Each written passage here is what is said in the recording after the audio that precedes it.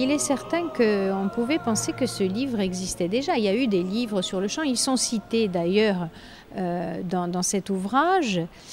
Mais je pense que cette façon d'aborder les choses, elle n'avait pas encore été faite. Cependant, je crois que si on a l'impression que ça a été fait, c'est parce que le chant, justement, il a tellement toujours été présent et dans notre esprit et dans notre vie et dans nos parcours que on l'a toujours eu. Je veux dire, on a toujours navigué avec le chant, je dirais.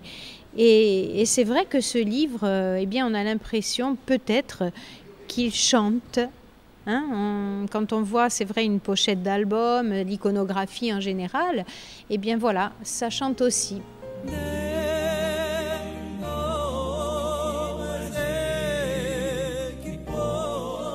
Ce qui a été un travail, je dirais, qui m'a demandé peut-être plus de temps, c'est le travail de terrain, parce que j'ai dû constituer à la fois une base de données exhaustive avec le recensement de tous les produits parus depuis à peu près 50 ans. Donc j'ai eu la chance de rencontrer Jean-Antoine Ortigogne, chanteur du groupe Méridiane. Il me propose ses services parce qu'il m'a ouvert les portes de sa médiathèque. Et donc nous avons constitué cette base de données. J'en suis travaillé avec un ingénieur pour mettre en place des statistiques, etc.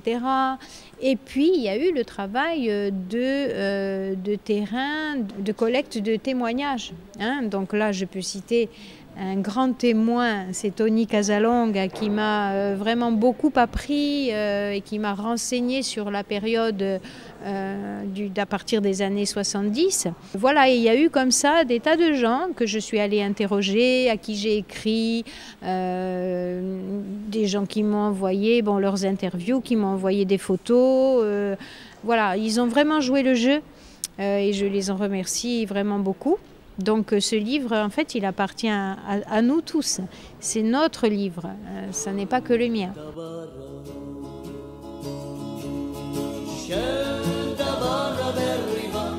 Moi, ce que j'ai voulu montrer aussi à travers cet ouvrage, c'est justement cette collaboration vraiment qui a porté ses fruits entre la littérature et la chanson. Et c'est pourquoi je pense que notre chant vraiment a fait depuis longtemps la promotion des auteurs et de la littérature. Et tout ça, je veux dire, quand on l'expose comme ça, par des exemples concrets, je pense que ça tend à démontrer que le canon littéraire, que bien sûr, évidemment, pour les grandes langues, le chant, ça reste de la paralittérature.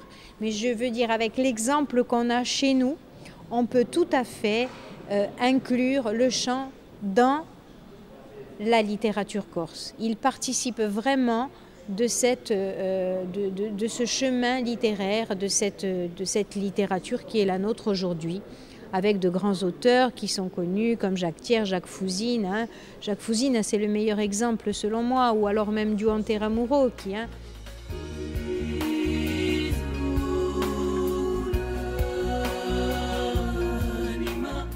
C'est une place qui s'affirme de plus en plus, et ça aussi je crois que ça se voit bien dans le livre.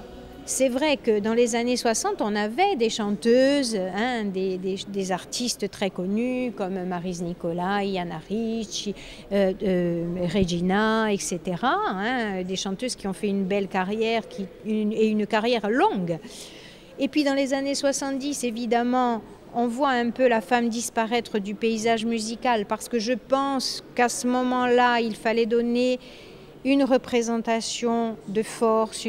C'était très symbolique. Le groupe, c'était quelque chose de symbolique. C'était presque des soldats qui chantaient. On avait l'impression d'avoir des soldats sur scène. Voilà, le vestimentaire, la tenue, le port, etc. C'était quelque chose qui était très symbolique et qui était un message porté, un message envoyé à l'État. Donc c'est vrai que peut-être que les femmes n'ont pas trouvé leur place à ce moment-là. On a vu ensuite émerger dans les années 80 Donizulan, un groupe de polyphonie, qui ont ouvert la voie aussi de la polyphonie, avec aussi les nouvelles polyphonies corses. Et voilà, tout un chemin. Et puis ces pionnières qui ont vraiment ouvert la voie au chant féminin et aujourd'hui on voit avec les jeunes générations que c'est vraiment maintenant quelque chose, je dirais que la production 2015, elle est même plus importante que la production masculine.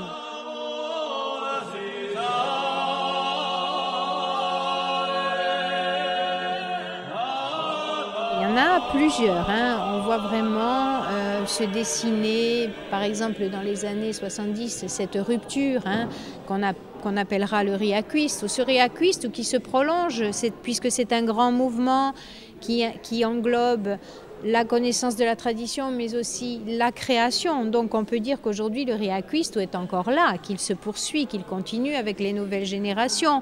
Mais il y a eu des périodes intéressantes, comme par exemple cette ouverture sur la world music dans les années 90, où la polyphonie s'est exportée avec de nombreux groupes, voilà, où elle est allée rencontrer des musiciens internationaux de grande renommée. Vraiment, je crois que le chant fait la démonstration qu'il y a une grande ouverture et à toutes les périodes, à toutes les époques.